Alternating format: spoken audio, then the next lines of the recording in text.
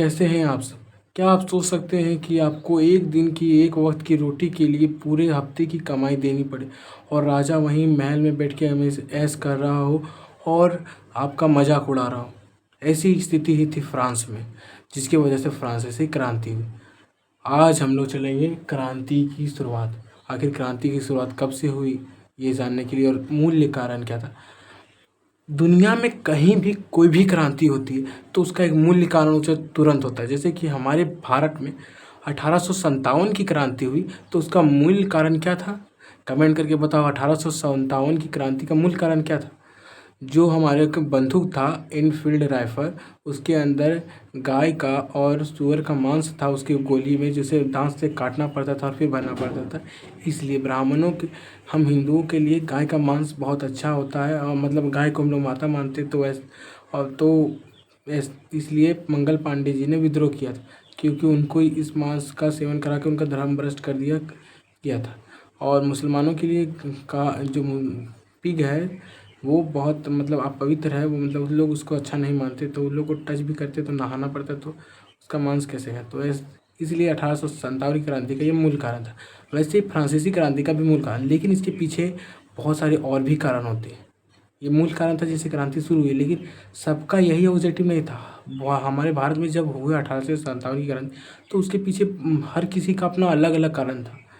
झांसी की रानी इसलिए लड़ रही थी कि उसके बेटा जो था उसको राजा नहीं दे रहा था, मतलब अंग्रेजों ने कानून लाया था जिसकी वजह, जिस कानून का ये था कि जिसका वारिस नहीं होगा उसका राज अंग्रेज छीन लेंगे। तो झांसी की रानी का बेटा जो था वो मर चुका था और उन्होंने एक बेटा गोद लिया था, तो उसको राजा नहीं बनाया था, इसलिए उन्होंने विद्रोह किया। और इस तरह सबका अपना अपना अलग अलग कारण था, इस वजह से ये सब एकजुट नहीं थे।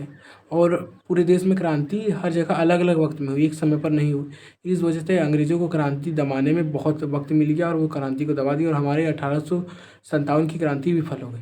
उसी तरह यहाँ पर भी जो क्रांति हुई, इसका एक मूल कारण था। पहले हम लोग देख लेते हैं कि हम लोग पिछले के वीडियो में क्या क्या देखा। जो लोग नहीं देखे वो फर्स्ट और सेकंड वीडियो देख ले, उसमें डिटेल में हम लोग चर्चा करेंगे। अभी मेरे पास एक थोड़ा सा ओवरव्यू लेंगे कि उन उस वीडियो में क्या था।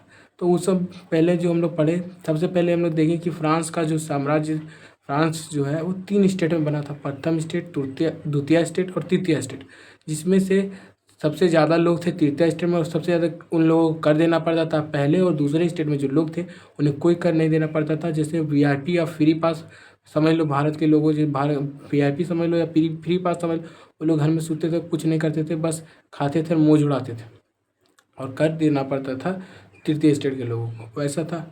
और उसके बाद हम लोगों ने देखा कि तृतीय स्टेट के बाद उसमें मध्य, तृतीय स्टेट से कुछ लोग मध्य वर्ग में आ गए। उन लोग विदेशी व्यापार करने लगे, दूसरे दूसरे देशों में जाकर व्यापार करने लगे, और वहाँ से सूती कपड़े वगैरह लाकर उन्हें फ्रांस में बेचे, और उनको बेचकर अमीर लोगों से बहुत पैसा लेने लगे, और वो लोगों के पास धन आ गया, तो वो मध्य वर्ग कहलाया। और मध्य वर्ग में और लोग थे जो पढ़े लिखे वकील थे, जो शिक्षक वगैरह थे, पढ़े लिखे लोग थे, वो भी थे। और ये लोग जॉन लॉक, रूसो जैसे लोगों से बातों से मतलब उन लोगों के बातें सुनते थे, और रूसो जैसे पढ़े लिखे लोग अपने नए नए पक्ष रखते थे। रूसो और मोंतेस्क्यू वगैरह लोग अपने पक्ष रखे थे। तो मोंतेस्क्यू ने क्या किया था बताओ, बताओ फटाक से बताओ कमेंट में, मोंतेस्क्यू ने क्या किया था। तो हम लोग का जो फ्रांस के जो जॉन लोग थे, उसने टू टाइजमेंट ऑफ द गवर्नमेंट नामक किताब लिखी थी, और उस किताब ने उन्हें राजा के निरंकुश शक्तियाँ और उसकी दैवीय शक्तियों का विखंडन किया था। इसको रूसो ने आगे बढ़ाया, और इसके बाद मोंतेस्क्यू ने विद्याका और कार्यपालिका न्यायपालिका में बंटवा देने में बटाकर ने तीनों को वो स्थापित एक किताब में अपना लिखा कि इन तीनों को से देश और अच्छे से कैसे चल सकता है। और इसके बाद जो हुआ कि फ्रांस ने अमेरिका के 13 उपनिवेशों को ब्रिटेन से आज़ाद कराया था। उन उपनिवेशों में क्या था, उसमें जो सरकार बनी आज़ादी के बाद, वो इसी पर बनी, विद्याका, कार्यपालिका और न्यायपालिका के सिद्धांत पर, मोंतेस्क्यू वाले। तो फ्रांस के लोग बोल रहे थे, जे अब फ्रांस तुमने जिसे आज़ाद करा वहाँ पर ऐसा सरकार बना, तो यहाँ पर राजा ऐसा निरंकुश क्यों। और वहाँ में बहुत गरीबी थी, जीविका संकट आम था। जीविका संकट वो पिछले वीडियो में बताया था, जिसमें जीवित रहने के लिए न्यूनतम चीज़ें जो चाहिए वो भी ना मिलने लगे, जो कम से कम जैसे 2 वक्त खाना चाहिए वो भी ना मिलने लगे। और लोग पारोटी खाकर, वहाँ के लोग ज़्यादातर लोग तो पारोटी ही खाते थे, और पारोटी भी कीमत बहुत बढ़ रही थी, पारोटी भी लोगों को खाने नहीं मिली। फ्रांस में इतनी गरीबी थी। फ्रांस में इतनी गरीबी थी, लोग बहुत जूझ रहे थे गरीबी से, और ओला गिर जाता था तो और गरीबी बढ़ जाता था। हम लोगों ने यहाँ तक देखा तो लोग पहले बहुत गरीबी के कारण और तीसरी स्टेट को ही कर देना पड़ता था, इसलिए बहुत टेंशन में थे लोग।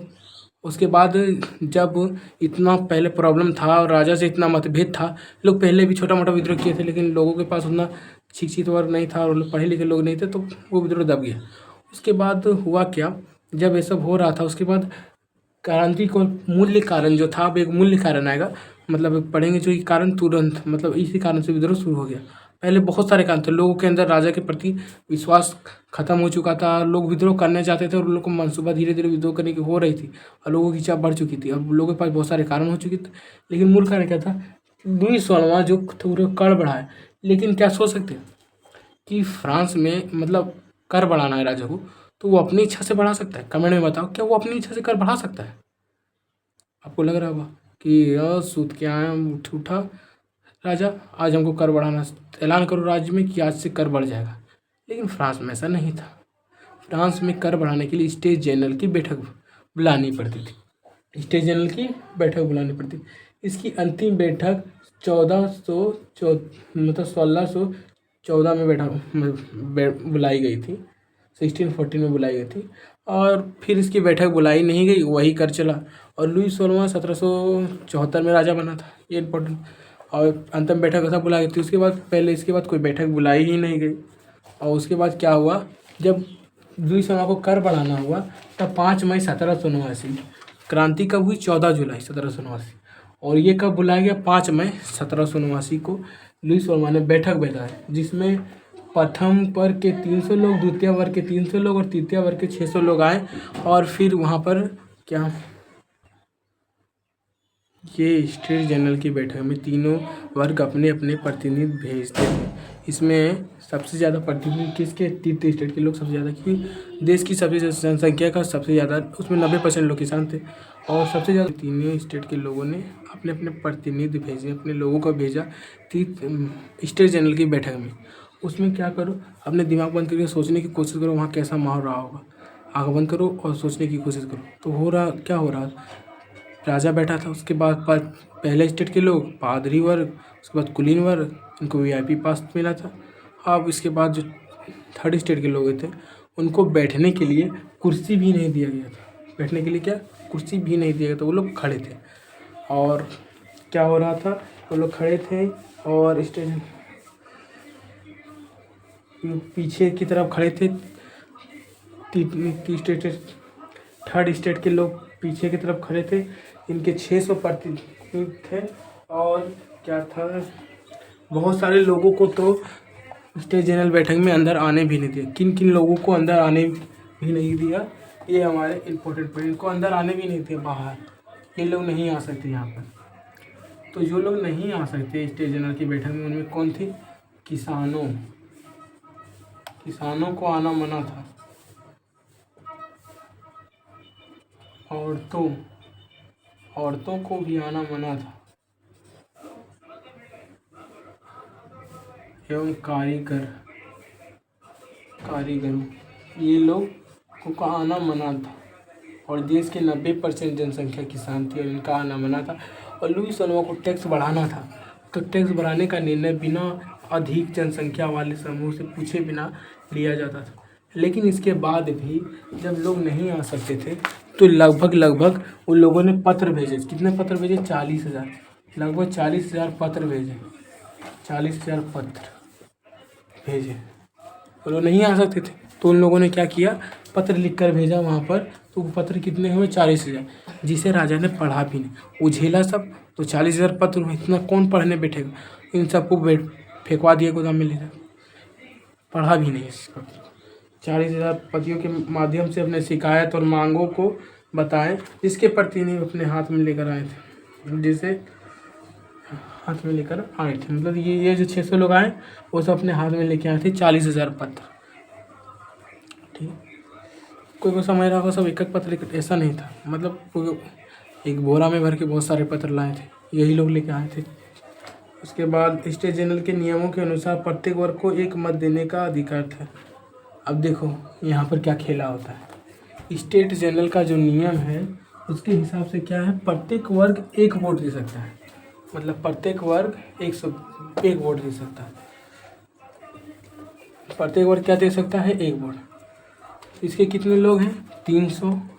इसको हैं, इसको एक और इसको भी एक वोट देने का था। अब मान लो हमको एक कानून, एक नियम पारित करना है। अब इसको पारित करना, अब देखो जब कर बढ़ाने का नियम पारित कर, कौन सा नियम पारित हो रहा था, कर बढ़ाने का। जब कर बढ़ाने का नियम पारित हो रहा था तब तुम सोचने की कोशिश करो, कर सिर्फ किनको देना पड़ रहा था, थर्ड स्टेट के लोगों को। तो फर्स्ट स्टेट और सेकंड स्टेट को तो देना पड़ ही नहीं रहा था। तो फर्स्ट स्टेट के जो लोग थे और सेकंड स्टेट के जो लोग थे, प्रथम और द्वितीय स्टेट के, वो लोग क्या ही टेंशन लेंगे जब उन लोग को कोई कर देना ही नहीं है। उन लोग को वीआईपी फ्री पास मिला हुआ है, वो लोग मज़ा से ऐश कर रहे हैं, उन लोगों को कोई काम करना है नहीं, बस हरामखोरी कर रहे हैं, तो इन लोगों को कोई टेंशन था नहीं। लेकिन मत देखो, सबको एक एक देने का अधिकार था, और ये मत जितना ज़्यादा होगा, मतलब जिस तरफ ज़्यादा होगा वो नियम, अगर नियम नहीं पारित होने पर ज़्यादा होगा तो वो, और अगर पारित होने पर ज़्यादा होगा तो वो होगा। तो लेकिन अगर ये देखो प्रथम स्टेट द्वितीय स्टेट को जब कोई टेंशन है नहीं, तो वो लोग राजा के पक्ष में ही निर्णय लेंगे, वो लोग हाँ करेंगे क्योंकि उन लोग को टैक्स देना ही नहीं। तो बेकार में राजा को नाराज़ ही क्यों करें। तो वो यहाँ पर तुम देख सकते हैं कि तीसरे स्टेट के जो थर्ड के लोग थे, उनका जो बात था वो कोई मायने रखता ही नहीं था, कोई मायने ही नहीं रखता था उनका बात। क्योंकि 2 वोट तो इन्हें पहले हो जाए, तो 1 वोट अगर नहीं भी है, इसके खिलाफ भी है, तो किससे थोड़ी होगा। इसका बात जो था वो मायने ही नहीं रखता था, कोई मायने नहीं लगता था इसका बात। तुमको ये बात समझ में आ रहा है, कमेंट बता तुम लोग को समझ में आ रहा है। इसके बाद देखो, प्रत्येक एक मत देने का अधिकार था, बुरी सेवाओं का पालन करने के लिए दिन और लुईस फर्मा को पालन करना था। सिर्फ मतलब नाम के लिए बुलाया गया कि हम बैठक बुला रहे हैं, बस नाम के लिए, बस नाम के लिए बैठक बुलाया गया कि हम लोग एक बैठक बुला रहे हैं, अब इसमें नियम पारित होगा।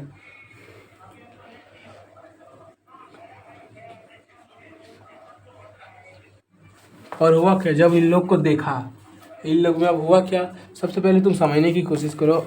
जो उन लोग रूसो जैसे विचार रख आए और उन लोगों ने अपने विचार विमर्श के अपने विचार रखे, पढ़े लिखे लोग आए और लोगों के पास अब पैसा भी आने लगा, लोग व्यापार करके विदेशों में पैसा भी कमाने लगे, लोग इसमें पढ़े लिखे लोग भी तीसरे स्टेट में आने लगे। तो लोगों ने क्या मांग रखी अपनी, कि प्रत्येक मतलब पूरी सभा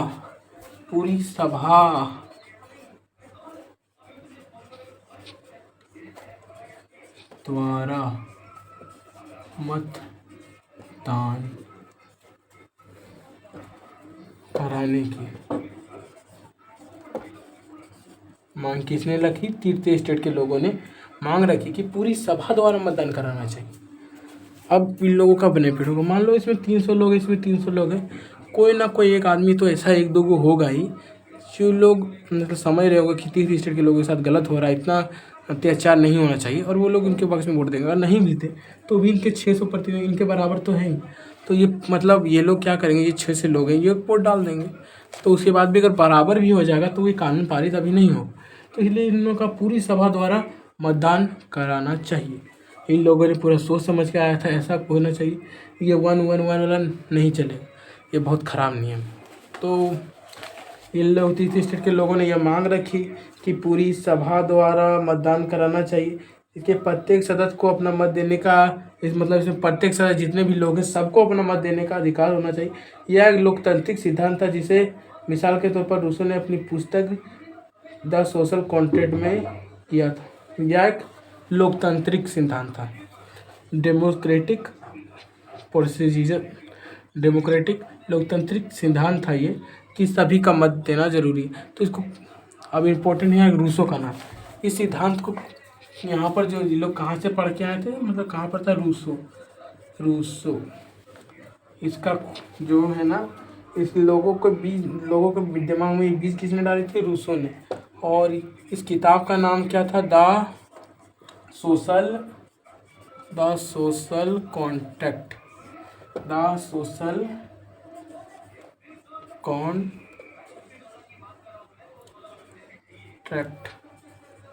द सोशल कॉन्ट्रैक्ट में। किताब का नाम भी याद होना चाहिए सबको, तो ये किताब का नाम याद करो, जल्दी जल्दी कमेंट करो एक बार। और कौन सा किताब है? रूसो द सोशल कॉन्ट्रैक्ट किताब में ये लोकतांत्रिक सिद्धांत के बारे में लिखा कि पूरी सब, मतलब उन लोगों ने ऐसा थोड़ी लिखा था कि पूरी सभा को वैसा होना चाहिए, वो अपने हिसाब से एक समझा कर एग्जाम्पल लेकर लिखा हुआ। तो एक लोकतांत्रिक सिद्धांत के बारे में उसने लिखा, लोगों ने पढ़ा तो लोगों को लगा कि यहाँ पर भी ऐसा होना चाहिए, तो हम लोग की परेशानी कम हो सकती है। तो लोगों ने ये मांग की कि पूरी सभा द्वारा मतदान कराना चाहिए।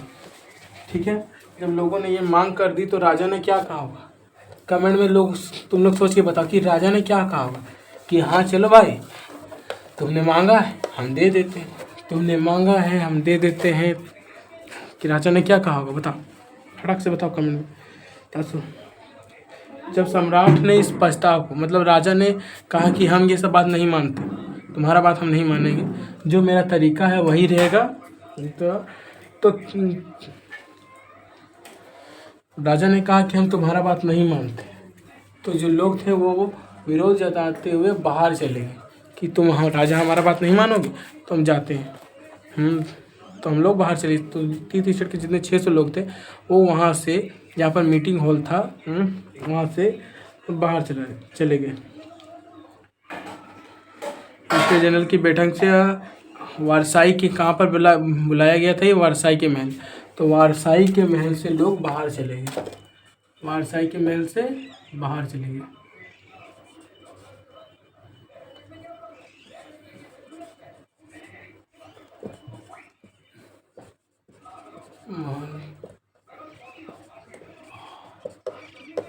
चले गए, सभी लोग विरोध जताते हुए वहाँ से बाहर चले गए। जब लोग विरोध जताते हुए वारसाई के मैदान से बाहर चले,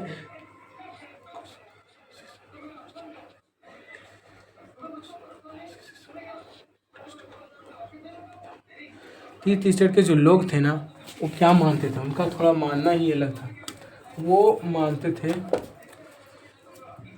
कि वो पढ़े लिखे हुए, उन लोगों के पास पैसा हो गया और उनकी संख्या सबसे ज़्यादा थी, तो वो लोग अब खुद को प्रवक्ता मानते थे पूरे सम्राट का, मतलब पूरे फ्रांस का, संपूर्ण फ्रांसीसी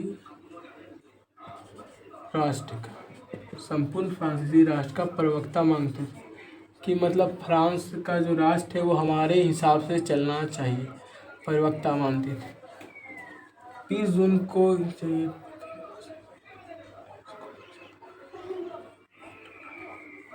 अब ये नाम इम्पोर्टेंट है, इंटरनेशनल टेनिस कोर्ट, ये नाम इम्पोर्टेंट है। कमेंट बताओ यहाँ पर क्या हुआ था, किस किस को पता है, कमेंट में बताओ यहाँ पर क्या हुआ। तो इस टेनिस कोर्ट में हुआ क्या था? 20 जून को, तारीख 20 जून, 5 मई को बैठक बुलाई गई। 20 जून को 5 मई को बैठक बुलाई गई और 5 मई को जब इन लोगों ने अपना राजा के सामने प्रस्ताव रखा कि सभी से होना चाहिए, सभी को वोट देना चाहिए, तो ये लोग, राजा ने इनका प्रस्ताव स्वीकार कर लिया और लोग बाहर चले गए वहाँ से। तो जब लोग बाहर चले गए तो लोगों ने 5 मई को बाहर चले गए वहाँ से। 5 मई से लोगों के दिमाग में, पूरे राज्य में ये बात फैल गई। यहाँ पर लोग तो 600 ही आए थे और फ्रांस की जनसंख्या कितनी थी जब क्रांति की, तब 2.8 करोड़। तो लोग वहाँ से बाहर चले गए और फिर कैसे उस समय खबर पहुँचाता था? किताबों के माध्यम से, न्यूज़पेपर के द्वारा वैसे खबर पहुँचाया जाता था और कविता के द्वारा पहुँचाया जाता था लोगों तक। जो लोग अनपढ़ है वो पढ़ नहीं सकते, उसके सामने जाके पेपर जोर से पढ़ा जाता था फ्रांस में, ताकि लोगों को भी पता चले। तो वैसे ही धीरे धीरे लोगों तक पहले खबर पहुँचा कि राजा ने ऐसा किया और लोगों ने विद्रोह जताते हुए वहाँ से बाहर आ गया। अब 20 जून को क्या हुआ? जब सभी लोगों तक खबर पहुँच गया तो 20 जून को इंटरनेशनल टेनिस कोर्ट में लोग जमा हुए और यहाँ पर जमा होने के बाद लोगों ने अपना खुद का जो है टेनिस कोर्ट में 20 जून को वर्साई के टेनिस कोर्ट में जमा होने के बाद अपने आप को नेशनल असेंबली घोषित कर दिया। नेशनल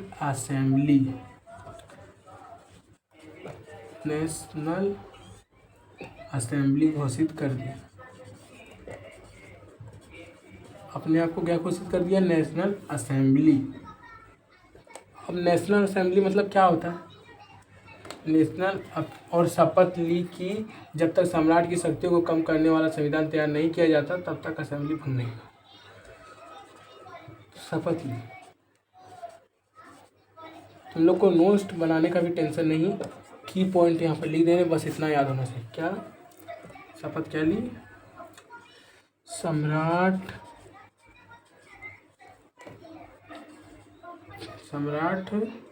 की शक्तियाँ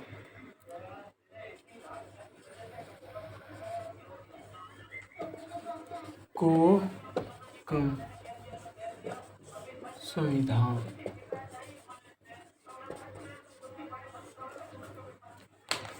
तो नेशनल असेंबली कहाँ क्या होता है? तो हम लोग के देश में जैसे लोकसभा है और राज्यसभा है, वहाँ पर फैसले लिए जाते हैं, कानून बनाए जाते हैं। तो वैसे ही उन लोगों ने अपनी टेनिस कोर्ट में एक नेशनल असेंबली लोग जमा हुए और कहा कि हम लोग नेशनल असेंबली है फ्रांस का। तो लोगों ने कह दिया हम लोग नेशनल असेंबली फ्रांस का। और उस लोगों ने शपथ ली कि सम्राट की शक्तियों को कम करने वाला संविधान जब तक नहीं बना लेते तब तक सभा ये असेंबली भंग नहीं होगी। हम तब तक ये असेंबली भंग नहीं होगी, ऐसा इन लोगों ने शपथ बना लिया, असेंबली भंग नहीं होगी।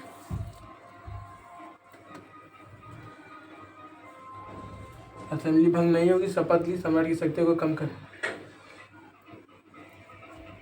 अब इसके नेतृत्व कौन कर रहे थे? इसका जो मेन लीडर था उनके बारे में हम लोग जानते हैं।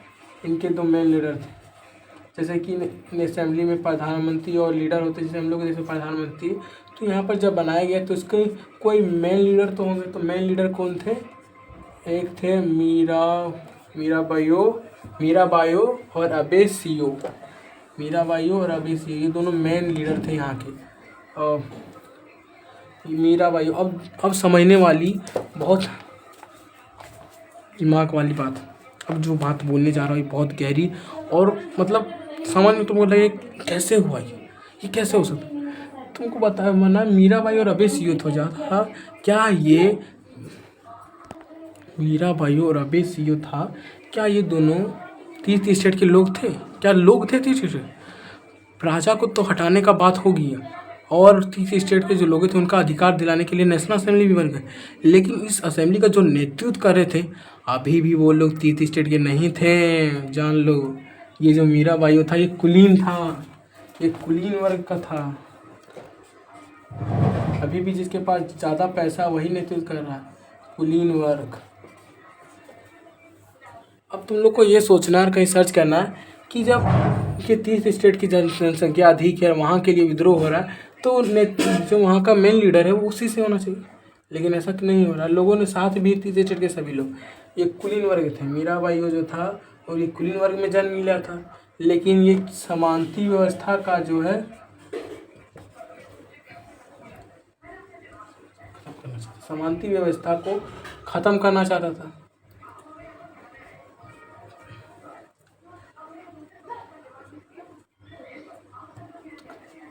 मतलब इसका और ये अबे ये जो था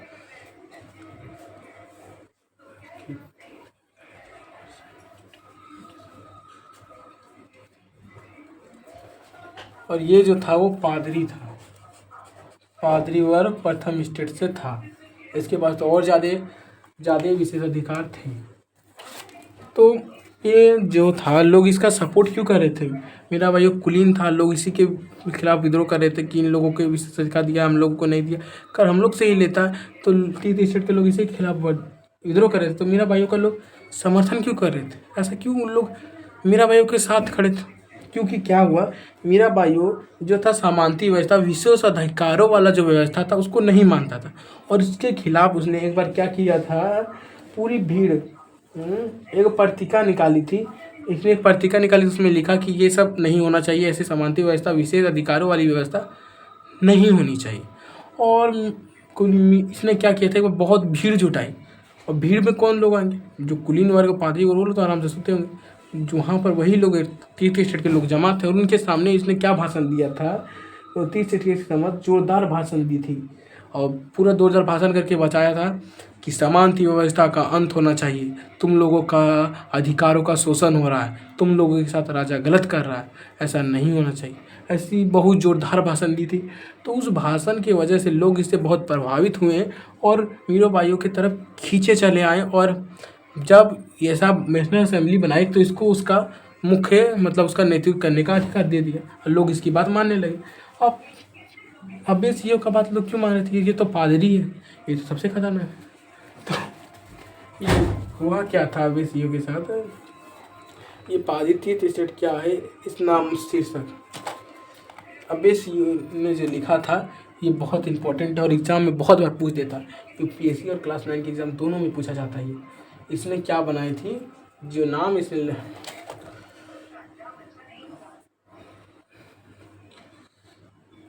ये नाम याद कर लो, दिमाग में छाप लो एकदम।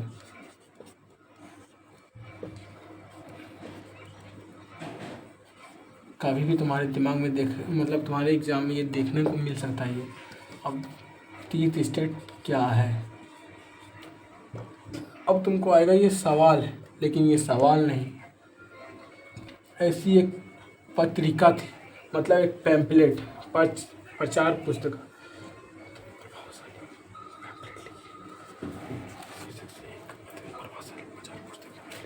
एक पैम्पलेट एक प्रचार पुस्तक मतलब पहले के लोग पैम्पलेट बनाते थे, मतलब जैसे आज प्रचार करने के लिए पैम्पलेट नहीं निकालता कि ये सामान इतना छूट वगैरह, तो पहले पैम्पलेट ऐसे निकाल। तीर्थ स्टेट क्या है? ऐसे बहुत प्रभावशाली लोगों को ये इसका पैम्पलेट जो था वैसे को बहुत पसंद आया। लोग इसके बहुत जुटे। इसमें लोगों ने क्या लिखा तीर्थ स्टेट का? इसमें वही लिखा कि तीर्थ स्टेट के लोग हैं उनके साथ कैसे शोषण हो रहा है, कैसे मकड़ा की मक्खी की कुलीनवर मकड़ा है और लोगों को मक्खी की तरह चूस रहे तीर्थ स्टेट के लोगों को। ऐसे ही मतलब तीर्थ स्टेट के लोगों के दुख प्रकट करते हुए उनके जताते हुए कि तुम्हारे साथ गलत हो रहा है ऐसा कुछ। इसने भाषण पूरा दिया। इसने एक पैम्पलेट लिखा है जो पैम्पलेट लोगों ने पढ़ी और इससे बहुत प्रभावी हुए और लोग अब्बे सीईओ को और मीराबाईयों को बना दिए क्या, जब नेशनल असेंबली का विशेष अध्यक्ष। अब क्या हुआ? नेशनल असेंबली बन गई और नेशनल असेंबली कसम खा ली कि राजा के निरंकुश सत्य को ख़त्म करना है। विद्रोह की मतलब विद्रोह का पहला कदम रख गया। और इन लोगों को मैंने बता दिया इन लोगों को क्यों ऐसा चुना गया था नेतृत्व करने के लिए। तो अब क्या हुआ जब ऐसा हो गया और चुन लिया, तो अब हम लोग कुछ इम्पोर्टेंट डेट जान लेते हैं उस दिन क्या क्या हुआ था। इसके बाद हम लोग क्रांति में और गहराई से पूर्ण मज़ेदार समझेंगे। क्रांति जिसको ये पढ़ने मज़ा नहीं आ रहा उसे क्या ही मज़ा आएगा। सबसे पहले तो 1774 ये डेट याद करो। 1774, 1779, 1791, 1792 और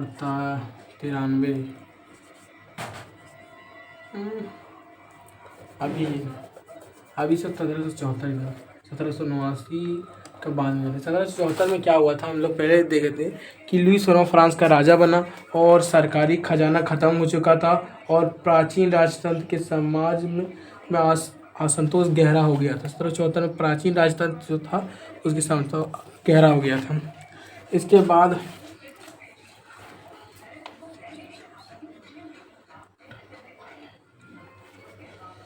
1774 में ये हुआ था। धीरे धीरे हम लोग और आगे बढ़ते जाएंगे। इसके बाद क्या हुआ जब पैम्पलेट छापी, जिस वक्त नेशनल असेंबली संविधान प्रारूप तैयार करने में व्यस्त था,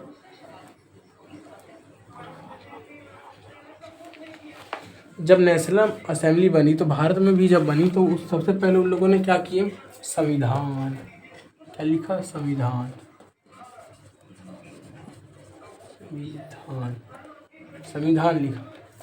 तो जब नेशनल असेंबली के लोग ऐसे पढ़े लिखे लोग अब्बे सीईओ मीराबाईयों जैसे लोग के नेतृत्व में संविधान बनाने में व्यस्त था, तब हुआ क्या? पूरे फ्रांस में विद्रोह चल रहा था। पहले इन लोगों ने विद्रोह बढ़ा दिया था और लोगों को बता दिया तुम लोग के साथ गलत हो रहा है, तो लोग राजा के खिलाफ हो गए थे पहले से। और उसके बाद जब स्टेट जनरल के बैठक से लोग बाहर आ गए, राजा के खिलाफ हो गए, तो लोगों के अंदर एक हिम्मत आ गई कि हम लोग विद्रोह कर सकते। तो लोगों के अंदर जब हिम्मत आ गई राजा के खिलाफ जा सकते, तो इस हिम्मत के बाद लोग विद्रोह कर रहे थे। जो लोग संविधान की सभा में नहीं आ रहे थे, ज़्यादातर लोग विद्रोह कर रहे थे। कुछ लोग संविधान सभा में आके नेशनल असेंबली के लोग संविधान बनाने में व्यस्त थे।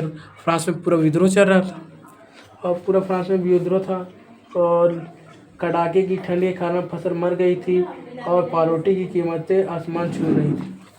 तो फ्रांस में विद्रोह, जब नेशनल असेंबली ने ये बात मानी थी कि राजा के निरंकुश शक्ति को जब तक खत्म नहीं करेंगे नेशनल असेंबली भंग नहीं होगी, तब लोगों ने विद्रोह चालू क्यों किया? क्योंकि कड़ाके की ठंड मरी, बहुत ठंड फ्रांस में उस वक्त इतनी ठंड थी, ठिठुरा देने वाली ठंड, और उसकी वजह से जितनी फसल थी सब खत्म हो गई थी। और जब फसल खत्म हो गई तो पारोटी की कीमत आसमान को छूने, पारोटी की कीमतें पूरा आसमान छूने लगी, पारोटी की कीमत बढ़ती जाने लगी क्योंकि फसल नष्ट हो चुकी थी, लोगों के पास पैसा था नहीं और कीमत बढ़ते जा रहे थे। इस कारण लोग और विद्रोह में पार्टिसिपेट कर रहे थे और विद्रोह बढ़ते जा रहा था। बेकारी मालिक,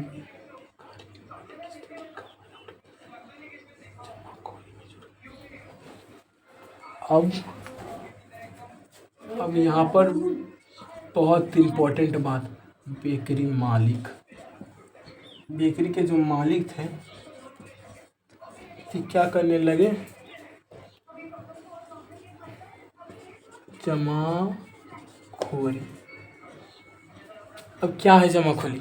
किसी को पता है जमाखोरी क्या है? बताओ पता फटक से। ठंड पड़ने लगी, प्रॉपर्टी की कीमत पूरा बढ़ने लगी, फसल नष्ट हो चुकी थी, तो लोग बेकरी के जो मालिक थे वो जमाखोरी करने लगे। क्या है जमाखोरी? किसने तारक मेहता देखा, उसमें जब प्याज की जमाखोरी, नींबू की जमाखोरी के बारे में लोग दिखाए, तो जमाखोरी वही है जब किसी चीज़ की कीमत बहुत ज़्यादा धीरे धीरे, मतलब वो चीज़ बहुत कम और कीमत बढ़ने जाए तो लोग उसको जमा करने लगते हैं, क्योंकि उसकी पहले से चीज़ें कम, वो कम है पहले से, और उसको और जमा करके बहुत बड़ी मात्रा में जमा करके रखें तो कीमत बढ़ते जाएगी, और धीरे धीरे कीमत इतनी बढ़ जाएगी तो बहुत ज़्यादा बढ़ जाएगी, तब लोग उसे बाहर निकाल के बेचेंगे। पहले कीमत थोड़ी कम थी, थोड़ी सी बढ़ी थी और उसकी वो चीज़ थी कम, लेकिन जब वो लोग जमा करने लगे तो उसकी और कमी हो गई और लोगों के पास मांग पूरी थी। जब किसी चीज़ की लोगों के पास मांग बहुत होगी, मांग बहुत होगी और उसकी कमी होगी तो उसकी कीमत जो है, तो उसकी कीमत बढ़ेगी। तो पहले से फसल ख़त्म हो गई थी तो उसकी कमी हो गई थी, इसलिए कीमत, मांग थी और तो बढ़ रही थी, लेकिन उसके बाद उसकी कीमत बढ़ रही थी, लेकिन उसके बाद जब लोगों ने जमाखोरी करने लगा तो उसकी मांग और ज़्यादा बढ़ने लगी और उसकी कमी होने लगी, बाज़ार में बहुत ज़्यादा कमी हो गई, इस वजह से उसकी कीमत और ज़्यादा बढ़ गई। बाज़ार में बहुत ज़्यादा कमी हो गई, इस वजह से उसकी कीमत और ज़्यादा बढ़ गई, क्योंकि कम नहीं हुआ था, लोगों ने बस जमा करके रख लिया था बेकरी के मालिक। उसके बाद जब कीमत बहुत ज़्यादा इतनी बढ़ गई कि लोगों को अपने महीने भर की कमाई देनी पड़ रही थी एक वक्त के खाने के लिए, तब लोग निकाल के बेचने लगे। तो ऐसी जमाखोरी करने लगे। फ्रांस में जब जमाखोरी होने लगी, अब लोगों के अंदर पहले से नहीं था। बेकरी की दुकानों पर घंटों इंतजार करने के बाद गुस्साई औरतों की भीड़ ने दुकान पर धावा बोल दिया। अब यहाँ शुरू होता हुआ क्या, घंटों तक इंतजार। जब जमाखोरी करने लगे तो एक दिन बहुत कम मतलब, और बंद कर देते, लोग बोलते कि ख़त्म हो गया आज नहीं देंगे, तो ऐसे बहुत घंटों तक लोग इंतजार कर के रहे। कुछ लोगों को मिला, बहुत लंबी लाइन एकदम लग गई, उसके लोग, बहुत लोगों को नहीं मिला तो औरतों ने क्या किया, पूरा गोसा आ गए, और तो पूरा गोसा गए, सारी औरतों की झुंड बनाई और झुंड बना के बेकरी की दुकान पर धावा बोल दिया, और वहाँ से सब लूट के निकाल लिया, लूट लिया और लूट ले जाके खाने लगे, क्योंकि कीमत तो पहले बढ़ गई थी और लोगों के पास खाने को था नहीं। तो वो लोग क्या करेंगे, जब उसके पास खाने नहीं हो तो जीने के लिए लोग कुछ तो करें। तो वो लोग, गोसाई औरतों ने बेकरी को लूट लिया। तो यहाँ से विद्रोह शुरू हुआ। फ्रांस में विद्रोह की शुरुआत की किसने की? औरतों ने। पहले उन लोगों ने बेकरी लूट लिया, बेकरी की दुकान ढाबा वाला लूट लिया। दूसरी तरफ सम्राट ने सेना को पेरिस शहर में प्रवेश करने का आदेश दे दिया। अब क्या हुआ, जब विद्रोह पहले से चल रहा था और औरतों ने बेकरी का दुकान लूट लिया तो राजा ने सेना को राज्य में, राजा ने सेना को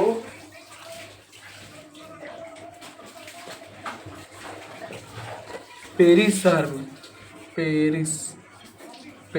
में प्रवेश करने का आदेश दे दिया।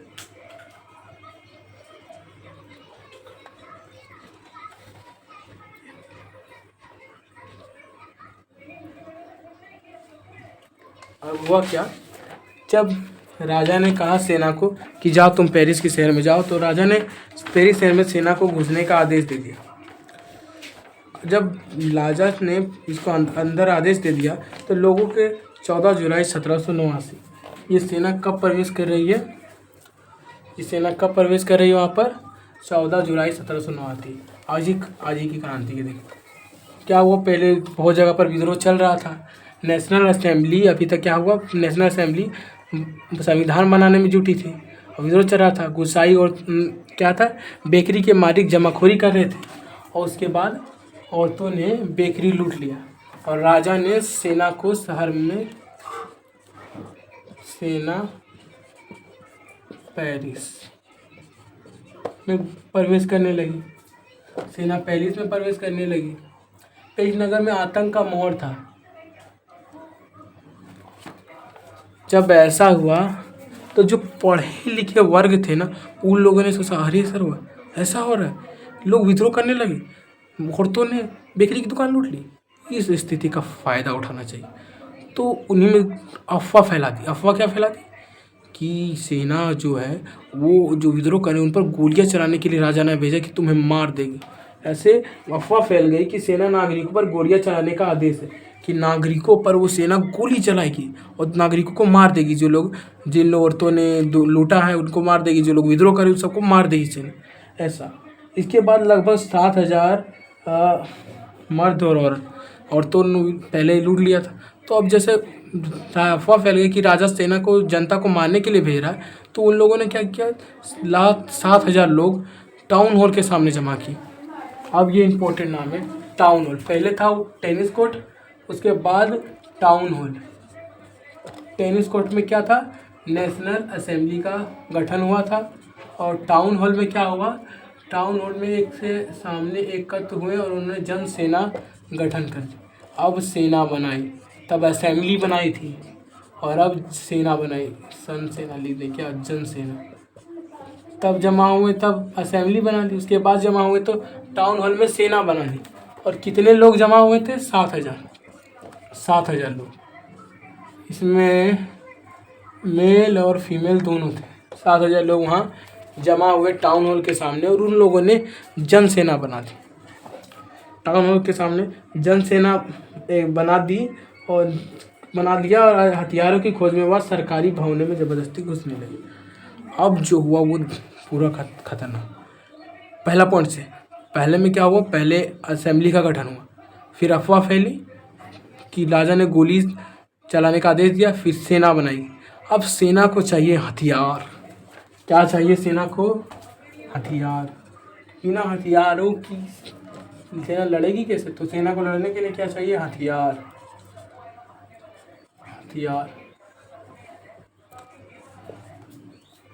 तो अब फ्रांस की सेना ने क्या किया, हथियार लाने के लिए फ्रांस सबसे आसान तरीका क्या था, तो क्या हुआ, जब सेना को हथियार की खोज में सेना कहाँ गई, सरकारी दफ्तर। उन लोग के पास सबसे आसान तरीका यही था कि पुलिस स्टेशन जाए और जहाँ सेना का हथियार रहता वहाँ जाओ और हथियार लूट लें और सेना से लड़ें और अपनी जान बचाएं। जब जान पर आ जाती तो लोग कुछ भी कर जाते, तो लोगों ने हथियार लूटने का योजना बनाया। इसलिए उसने सरकारी कार्यालय, कहाँ कहाँ गए हथियार लूटने के लिए, सबसे पहले गए सरकारी भवन, बहुत सारे सरकारी भवनों में गए, जो सरकारी भवन थे उन सब में गए और देखा।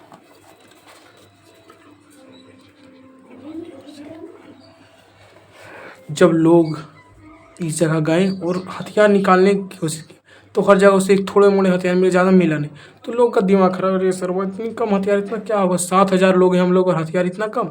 तो उसके बाद लोगों ने क्या किया, बास्तिल का किला,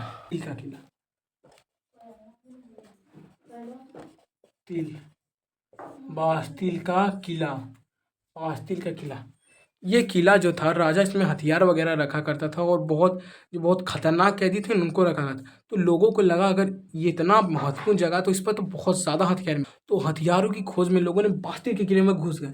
गेटे में दरबान था, दरबान को धकलते धकलते एकदम, मतलब जब सेन दरबान देखा कि इतनी बड़ी लोग आ रहे, इतनी भीड़ आ रही, तो गेट बंद करने, तब लोग दौड़ने लगे इधर। किसी लोग का चप्पल खुल के फेंका गए, उसके बाद फिर भी दौड़ रहे, दौड़ते गए। कुछ लोग, एक दोस्त बोलता है कि चप्पल तो उठा लो, वो छोड़ो चप्पल, चलो। फिर सब पूरा दौड़े दौड़े एकदम घुसे, धकले। वहाँ पर जो गार्ड था उसको धकेलने वकेले अंदर घुस गए, और अंदर घुसने के बाद वहाँ के लोगों थे, वहाँ के कमांडर को मार दिया। और वहाँ के कमांडर को मारने के बाद, कमांडर को जब पकड़ा लोगों ने, तो बोला हमको छोड़ दो, हमको छोड़ दो, हमको नहीं, हम राजा के साथ नहीं। उसके बाद मेरा कमांडर को मार दिया। कमांडर को मारने के बाद वहाँ जितना भी कुछ था सबको लूट लिया इन लोगों ने। तो उन लोग क्या किया, क्या किया उन लोगों ने, बास्ती का किला में महत्वपूर्ण, तो बास्ती के किला में उन लोगों ने जब हथियारों की खोज में बास्ती के किला की ओर गए और जेल तोड़ डाला। जेल में जो कैदी थे, मतलब हुआ क्या, जेल में 7 कैदी थे। जब ये लोग हथियार लूटने लगे तो कैदी बोले हमरो छुड़ा, हम भी तुम्हारे साथ हैं, राजा के खिलाफ हैं। तो उन लोगों ने उनको भी छुड़ा दिए। तो कितने कैदी थे वहाँ जेल में, 7 कैदी। कितने थे, 7। जेल में थे पूरे सभी। कमांडर को मारा, कैदी छुड़ा दिए, और 7 ही कैदी थे। सम्राट के निरंकुश शक्तियों का केंद्र था, इसलिए ये का बास्तिल का किला लोगों को पूरा घृणा करते थे कि सम्राट की सबसे ज़्यादा ताकत, मतलब सम्राट सबसे ज़्यादा हथियार वगैरह यहाँ रहते, तो लोग पूरा घृणा करते थे इस बास्तिल के किले से। लोगों ने बास्तिल के किला को तोड़ दिया एकदम, इस किले को ढा दिया। और इसके बाद भी हद हुआ। हद तो तब हो गया, कुछ लोगों ने इसकी चीज़ें उठाने लगे, जैसे यहाँ पर मेज कुर्सी पुतला वगैरह, और कुछ ऐसे ऐसे खास चीज़ें उसको जमा करने लगे और बाजार में ले जाकर बेच दें। कुछ लोग थे जो जमा करके रखना चाहते थे कि बास्तिल का किला टूटा तो उसका चीज़ अवशेष जमा करके रखेंगे, तो वो लोग जमा करने लगते, उनको ले जाकर बेचने लगे। अब उसके बाद क्या हुआ, जब ऐसा हो गया, कमांडर को मार दिया, बास्तिल का किला का पतन हो गया। इस घटना के बाद कई दिनों तक बारिश के देहाती इलाकों में, क्षेत्रों में संघर्ष चलते रहे। अधिकांश जनता पारोटी की जो कीमत बढ़ रही थी ना, पहले तो ठंडा आ गया, ठंडा के कारण सारी फसल मर गई, जमाखोरी, पारोटी की कीमत बहुत बढ़ गई। और औरतों ने इसलिए तो लूट लिया था पारोटी का बेकरी। तो पारोटी की कीमत बढ़ने के कारण लोग बहुत नाराज थे, और इनका परिणाम क्या हुआ, तो राजा को, अब जब बास्तिल का किला का पतन हो गया, तो बास्तिल के किला के पतन के बाद राजा की निरंकुश शक्तियों का जो केंद्र था वो तो खत्म हो गया। अब बातें देहाती इलाकों को। जब बास्तिल किला का पतन हो गया 14 जुलाई 1789 को हुआ, क्या लिख दे, 14 जुलाई 1789 को हो गया। कमांडर को मार दिया था, कमांडर को मार दिया, जेल से 7 कैदी छुड़ा दिए, इसको कैदी छुड़ा दिए। इसके बाद देहाती इलाकों, अब हम लोग देखते हैं, ये तो बास्तिल का किला का पतन। अब इसके बाद देहाती इलाकों में क्या हुआ था,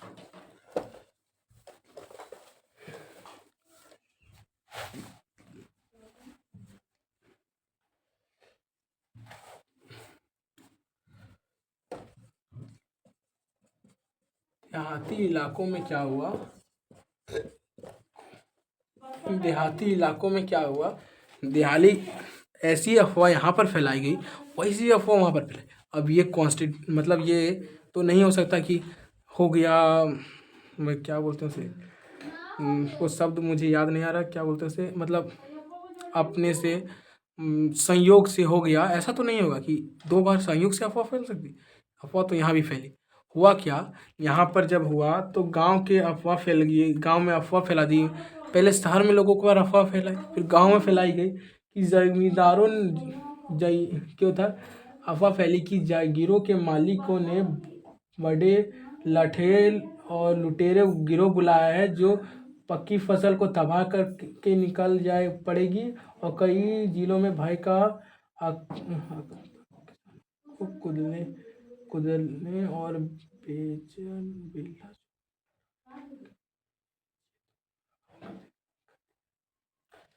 अब क्या हुआ, यहाँ पर लठेर और लुटेरे बुलाए, तो पहले क्या हुआ था कि शहर में अफवाह फैली कि कुली चलाने का देते थे। अब गांव के लोग किसान थे और खेती और मजदूरी करते थे। अब फसल का हिस्सा ही तो इन लोग को, फसल में जो उगता था उसी को तो देते थे कर, तो वो लोग क्यों अपना बुलाएंगे? तो ऐसा तो वो लोग बुलाए नहीं, किस लिए ये अफवाह मुझे लगता है जो लोग रूसो जैसे लोगों ने ही फैलाई होगी, जो पढ़े लिखे लोग हैं वो वर्ग ने फैलाई होगी। आपको क्या लगता है? तो पहली अफवाह में वहाँ भीड़ में हो गया, दूसरी अफवाह में क्या हुआ, यहाँ के जो जनता थे यहाँ के उनको मार दिया गया। मतलब जो जमींदार थे उन जमींदारों